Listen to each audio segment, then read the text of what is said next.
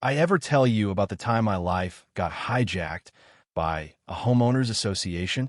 Yeah, the kind of folks who'd fine you for breathing too loud on a Sunday. Listen, my neighbor once called 911 on me, claimed I'd stolen my own dad's Mustang, and tried to get it towed. You think you've met control freaks? I was living next door to the Grandmaster. And this is how a crusty old cop, a tech-savvy wife, and a rust-red Ford Mustang blew up the whole rotten game. Name's Frank Dillon. People around here, they just call me Frank. Chief, if you're looking at my old badge. But out here in this postage-stamp suburb, I'm just another guy in cargo shorts who hates yard work. Gina and I, we moved here after 30 years of city grit and never looked back. Bought ourselves a 2-car garage, a patch of grass, and a ticket to tranquility. At least, that's what the realtor promised. But no one warned me about Karen Truman. Picture this. A woman with a smile so tight it could cut glass. HOA president by day, supreme overlord by night. She runs this block like she's auditioning for Big Little Lies. My one sin? I left my '69 Mustang Boss 429, candy apple red, a real head-turner, parked in the driveway, covered, waiting for a Sunday with more time and bills. That car, it's the last piece of my old man I've got. He polished it so hard you could see your future in the chrome. I inherited it. It's my memory bank on wheels. To me, it's sacred. To Karen, it's a code violation. It started small like it always does. The annual welcome barbecue. There's Karen, stalking me by the potato salad with her son George in tow. George, bless his heart, has the slouch of someone who's never felt the weight of a lawnmower. She points at my Mustang, clipboard cocked like a pistol. Mr. Dillon, that vehicle's been sitting for 3 weeks. The bylaws are clear. She says bylaws like Moses coming down from the mountain. I try to be polite. Project car, Mrs. Truman. Just working on it. George pipes up. Boss 429, right? You selling. And she shuts him down faster than a bug zapper. 1 week later, the notes start. Paper slips under my wiper, fines on my door, a late fee with the treasurer's name spelled wrong. Not just me either. Mrs. Alvarez, who's 80 and can barely make her HOA dues, gets one threatening a lien over $25. It's petty, but petty adds up. And then the real show starts. 7 a.m., a fist hammers on my door. Gina's already up, tracking HOA drama on her triple screens. She mouths, "Showtime." And sure enough, it's Karen and George, looking like they're about to deliver the State of the Union. Frank, Karen starts. First name now, real personal. Your vehicle's being impounded. Unregistered. Visible from the street. It's abandoned property. I took the liberty of reporting it stolen. The police will be here soon. She said that, with a straight face. Part of me went cold. Not scared, just furious at the audacity. She tied up emergency lines for this. My own dad's car. And I knew, deep down, this wasn't about bylaws. Her son wanted the car. She wanted control. But I kept my cool. 30 years on the force teaches you not to blink first. Just then, patrol cars come screaming around the corner. 4 officers spill out. I recognize Miller, the rookie I'd personally sworn in 6 months ago, and his training officer, Davis, a veteran with eyes like a hawk. They don't see me, they see a complaint. Davis asks for my ID and papers. I reach, slowly, because Miller's got that rookie twitch, and I hand over my badge. That's when everything tilts. Davis freezes. Chief Dillon. The color drains from his face. Miller looks like he's about to faint. Karen, meanwhile, loses that smug look real quick. I say, calm as can be, "Sergeant, I think Mrs. Truman here's made a false report. Misuse of 911, filing a fake claim. You've pulled units off real calls for this." She shrinks. George looks like he just realized the stove's hot. Davis apologizes, promises a report. The cruisers roll away. Curtains twitch all down the block. Suddenly, Karen's victory lap turns into a retreat. You'd think that'd be the end of it, right? Wrong. Gina's sipping wine in the kitchen that night. Laptop open to a satellite map of the neighborhood. Red dots marking the enemy. She won't stop, Gina says. People like that, they double down. And she was right.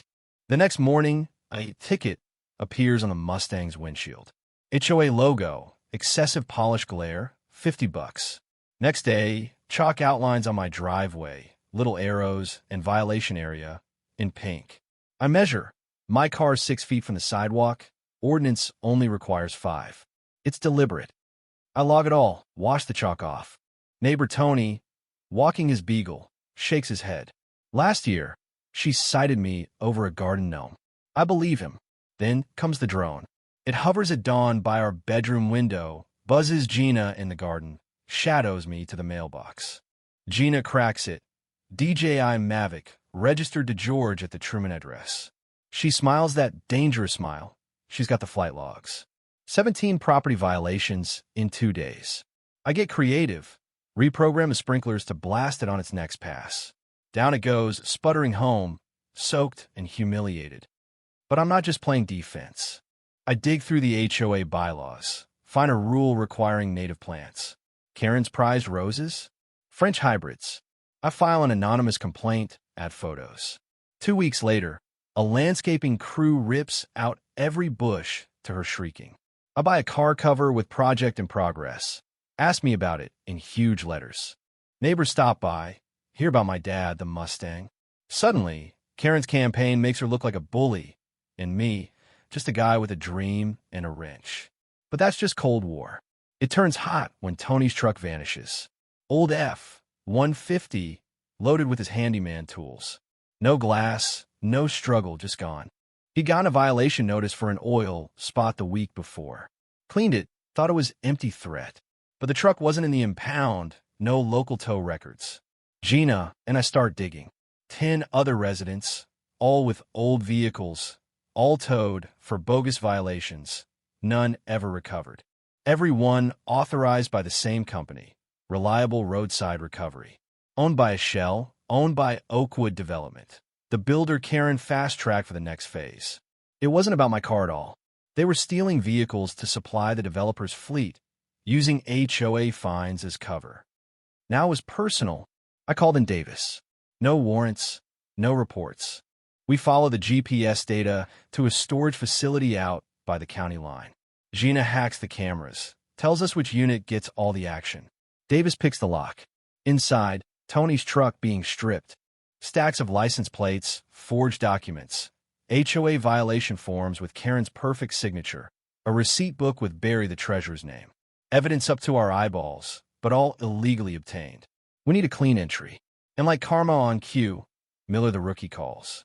He's been poking around, finds Reliable Roadside's name all over complaint boards. I tell him, write it up, send it to me, and stay out. He doesn't listen. Friday night, his number pops up. Whispering, I'm at the Oakwood model home. Saw a tow truck. Think they're moving a car. Line goes dead. Gina tracks his phone. He's not moving. Now it's not chess, it's rescue. I meet Davis. We go in quiet. Gina feeds us blueprints, cell signals, everything. Inside, 2 thugs, one watching TV, one with Miller, tied to a chair, gun waving. Davis and I split. He lobs a vase as distraction. I go in, clock the thug on the couch. The other runs for the noise, right into my boot. We cuff him, cut Miller loose. He's roughed up, but alive. Now it's legal. We have a victim cop, suspects in custody, a warrant to search. Davis recovers a Glock with serials filed off. Turns out these tow truck drivers are pro-car thieves. Karen? Just a pawn in a much uglier game. What happens next is a whirlwind. Gina slices through their computers, password 123 of course, and finds templates for fake violations, lists of stolen cars, payouts matching HOA bank records. We get warrants for HOA and Oakwood finances. Every wire, every cash drop, every consulting fee to Karen. Barry flips, spills everything. Karen's pride holds until court, where a jury hears her voice on tape, conspiring to steal my Mustang. It's a donation. Just file the claim tomorrow. And that's how the neighborhood finally sees justice. Not as a concept, but as a scene. Rain pounding the roof of the gala tent, headlights cutting through the night, my Mustang rolling in, George behind the wheel. Karen, basking in the limelight, ready to spin her scam into charity. Gina taps her phone. Their whole conversation, broadcast for the block, plotting theft, mocking the law, George bragging. The room freezes. Karen crumbles. Oakwood CEO tries to bolt, gets walked back by plain clothes. George panics, guns the car. I cut him off, drag him out by the collar. Davis marches in with cuffs. Karen Truman, you're under arrest. Neighbors stare, jaws dropped, as the untouchables get touched. The party's over. The aftermath? Swift. HOA into receivership. Section 8.3c. Gone, shredded by Tony's first motion as new president. The developer coughs up every cent Tony gets a new truck. Neighbors get their dignity back. Block parties replace block spies. Gina hands me the Mustang's title. I finally sign my name, realizing my dad's gift isn't a car. It's backbone. I call Tony over, pop the hood, invite him to learn torque specs instead of bylaw numbers. And that's the lesson, right? Sometimes justice isn't swift or pretty. Sometimes it's a long, muddy slog. It takes patience, neighbors, and a little creative mischief. But you can't legislate the human spirit. Try, and it'll fight back. My dad's car sits safe. The silence we bought is real, finally earned. But here's what keeps me up at night. If Karen hadn't gotten greedy, would anyone have believed us? How much power is too much for one neighbor? Where's the line between keeping order and enforcing tyranny? I want to hear your stories. Ever tangled with a wannabe dictator in your own neighborhood? Did karma ever catch up? Drop your war stories or your 2 cents on justice down below. Let's see who's got the best tale. Or at least the best advice for surviving suburbia.